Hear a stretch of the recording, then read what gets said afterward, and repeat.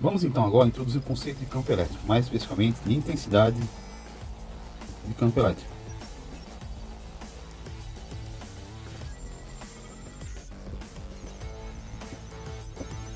É dado pelo vetor T. Intensidade, no caso aqui, é uma característica que nós entendemos como sendo de influência do campo elétrico. E isso nos permitirá encarar as forças de atração e repulsão entre cargas sob um novo ponto de vista. Então nós podemos começar imaginando uma carga Q no espaço. Afinal, o campo elétrico, como é campo, ele depende da região espacial. Está diretamente ligado, no todo o campo, a uma região espacial. Matematicamente, é uma região no R3.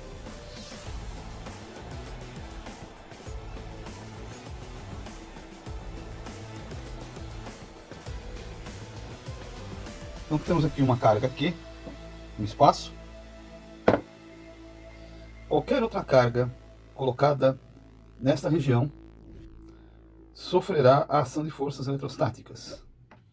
Essa região que envolve a carga Q nós denominamos de campo elétrico, ou de intensidade de campo elétrico, ou está sujeito à intensidade de campo elétrico. Então, se tivermos uma outra carga Q0 colocado próximo a esta carga Q, surgirá então uma ação de forças eletrostáticas entre Q0 e Q. Podemos representar esta ação de forças da seguinte forma.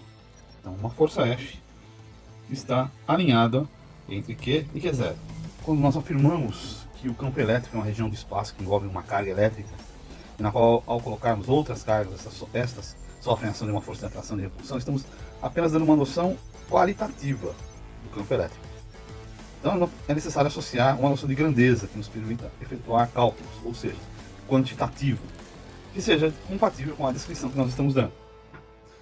Que a caracterização da intensidade de campo elétrico, ou a característica do campo elétrico, é que a região adquire a característica do espaço, ou seja, a região espacial adquire a característica de ação de forças eletrostáticas devido ao campo elétrico.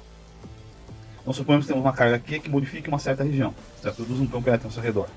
E a gente coloca num ponto qualquer dessa região uma outra carga Q, que envolve também essa mesma região. Uma carga Q0 na realidade, uma carga de teste, como essa que nós estamos colocando aqui.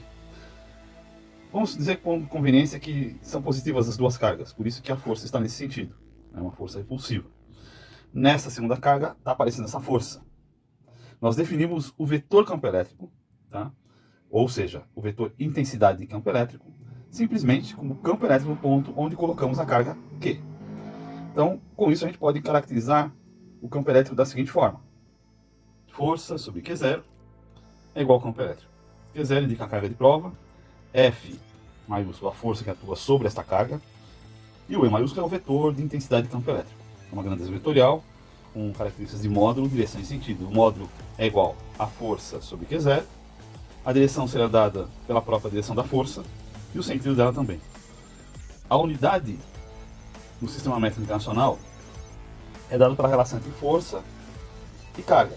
Então, força nós temos dado em newtons, carga é dado em coulombs. Então, uma das características que nós podemos admitir para o campo elétrico é que a sua dimensão seria dada em newtons por coulomb. Mas outra unidade muito usada também para campo elétrico tem a ver com a região espacial. E percebemos que conforme a carga de prova se afasta em relação à carga que nós queremos verificar o campo, a intensidade diminui, ou seja, essa influência do campo elétrico diminui. Por isso que uma outra unidade muito usual que leva em consideração essa questão espacial para campo elétrico é volt por metro.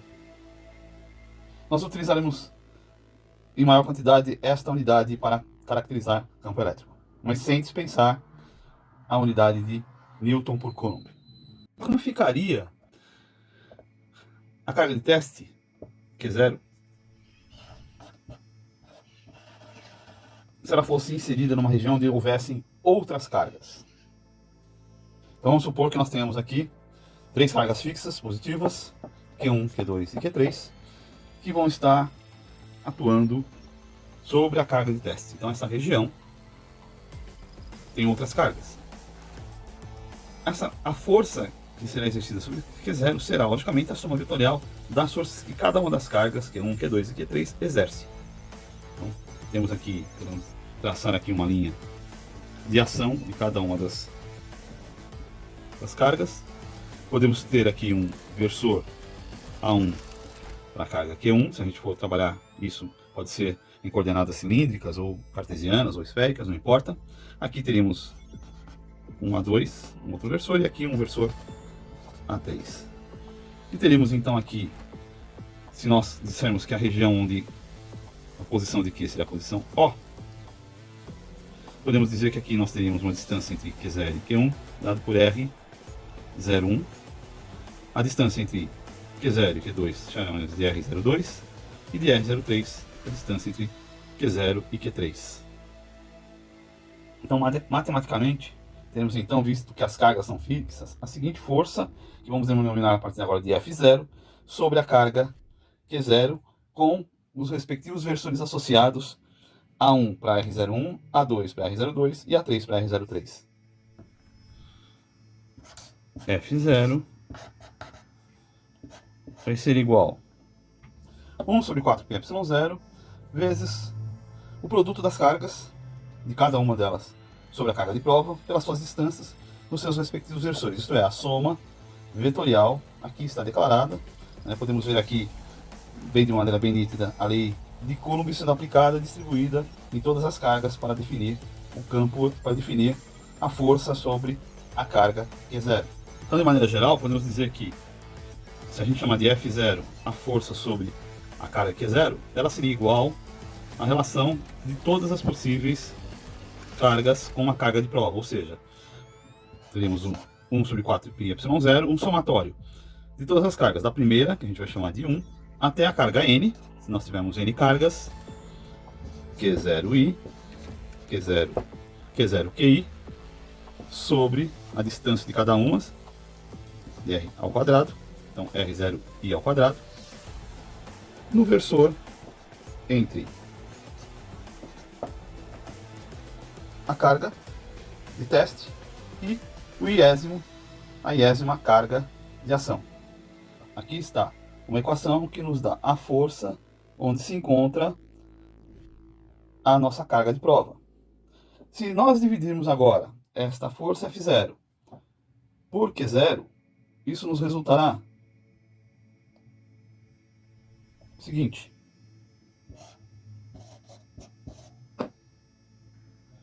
Temos a coisa que dividimos por Q0 aqui.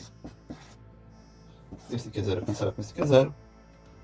E aí temos, que é o caso geral para N cargas. Como F0 sobre Q0 é o próprio da intensidade de campo elétrico, nós podemos então assumir essa equação como sendo a definição do campo elétrico ou da intensidade de campo elétrico num ponto devido a uma distribuição de N cargas. Em muitos casos, o número de cargas é tão grande que podemos considerar como se as mesmas estivessem espalhadas em modo contínuo sobre uma dada região.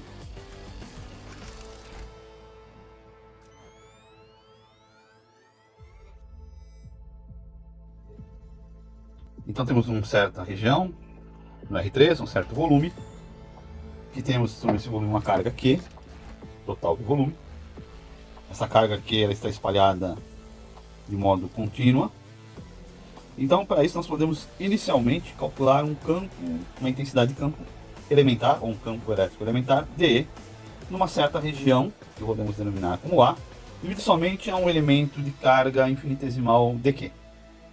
Então, para facilitar o entendimento, definimos uma certa região dQ com uma carga dQ infinitesimal. E vamos então aplicar a ideia do versor perpendicular a esta carga, para definir a carga na região. Então, temos aqui o nosso ponto A, onde esta carga vai estar exercendo força. Consideramos então o versor A chapéu R a uma distância R de A para o infinitésimo de carga. Então, com isso, aparecerá aqui em A um infinitésimo de campo elétrico, que é o DE. Sendo R a distância do elemento de carga dQ ao ponto A, e o versor AR chapéu, o versor que dá a direção do campo, nós podemos escrever este infinitésimo DE como sendo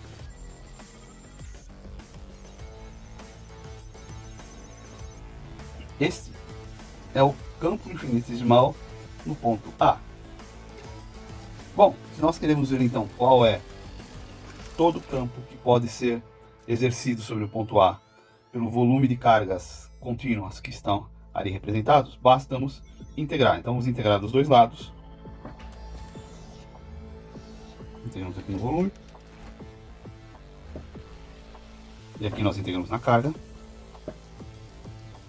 E nós teremos a expressão que nos dá o campo elétrico em A devido à distribuição contínua de carga Q.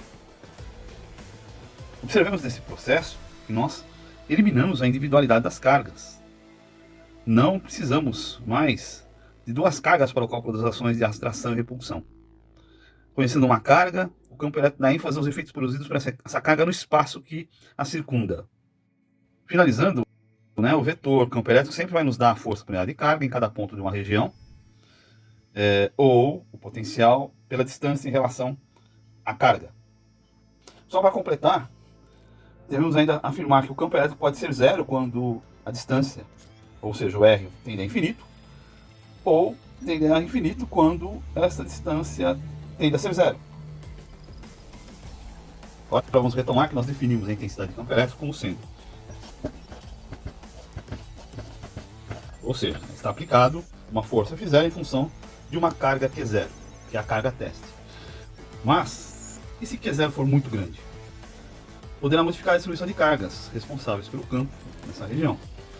Para que não haja interferência dos campos como produzido por uma carga de prova, ou seja, para que não tenha influência do campo elétrico, devemos considerá-la como sendo muito pequena. Para isso, então, o que nós vamos fazer? Vamos simplesmente trabalhar como sendo apenas um infinitésimo de carga, esta carga de prova. Matematicamente, faremos da seguinte forma. O campo elétrico, então, vai ser dado pelo limite da carga de prova tendendo a zero, ou seja, infinitesimal, de F0 sobre Q0. Em outras palavras, o que nós teremos será o efeito do campo num ponto qualquer.